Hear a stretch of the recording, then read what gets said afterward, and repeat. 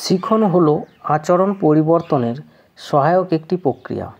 এই অভিমত ব্যক্ত করেছেন A Crider, B Travers, C Woodworth, D H P. Smith.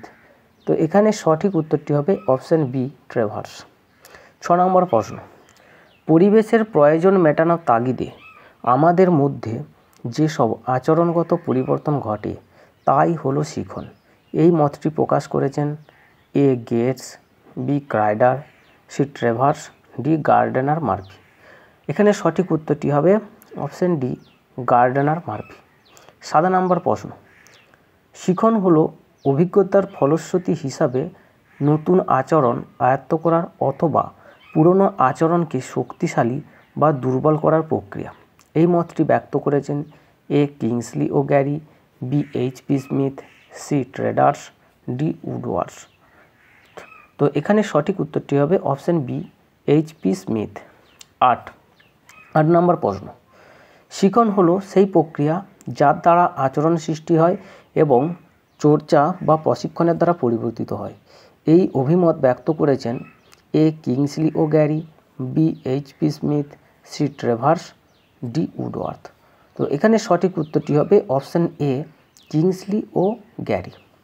9 নম্বর প্রশ্ন, শিখন আচরণের একটি অপেক্ষাকৃত স্থায়ী পরিবর্তন যা অভিজ্ঞতা দ্বারা ঘটে থাকে। এই অভিমত ব্যক্ত করেছেন A Robert S Feldman, B Robert A Baron, C Wayne Weiten, D Crider. তো এই প্রশ্নটির উত্তর আপাতত আমার কাছে জানা নেই, আপনাদের কাছে জানা থাকলে কমেন্টে জানাবেন। 10 নম্বর প্রশ্ন, শিখনের ক্ষেত্রে কোনটি সঠিক নয়? এ শিখন একটি স্বয়ংনির্ভর প্রক্রিয়া, শিখনের ফলে মানসিক পরিবর্তন ঘটে, শিখন হলো নতুন আচরণ আয়ত্ত করার প্রক্রিয়া, ডি শিখনের মূল ভিত্তি হলো অতীত অভিজ্ঞতা। তো এখানে সঠিক উত্তরটি হবে অপশান এ শিখন একটি স্বয়ংনির্ভর প্রক্রিয়া। 11 নম্বর প্রশ্ন, শিখনের ক্ষেত্রে যেটি ভুল সেটি হলো শিখন অনুশীলনের উপর নির্ভর করে, বি শিখনের জন্য আত্মসক্রিয়তা প্রয়োজন, সি শিখন শুধু মানুষের মধ্যেই সীমাবদ্ধ, ডি শিখন হলো নতুন আচরণ আয়ত্ত করার প্রক্রিয়া। এখানে সঠিক উত্তরটি হবে অপশান সি শিখন শুধু মানুষের মধ্যেই সীমাবদ্ধ। এটা ভুল।